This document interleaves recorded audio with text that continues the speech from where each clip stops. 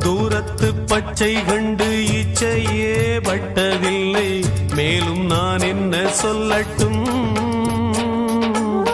யாருக்கும் பிச்சையிட பேருக்கோ செல்வம் இல்லை, நேரத்தை என்ன சொல்லட்டும்? நன்மையில் நான் வளர்ந்தும் தெருவில் தர்மம் கேட்கவில்லை, மேலும் ஏன் இந்த சிறுமை? தெய்வங்கள் தந்த பிச்சை பொய்யா பொய்யா, இங்கே பொய் ஒன்றே மெய்யாய் போச்சே ஐயா ஐயா, பொய் ஒன்றே மெய்யாய் போச்சே ஐயா ஐயா. தாயுண்டு தந்தையுண்டு பெற்றோரில்ல ஐயா,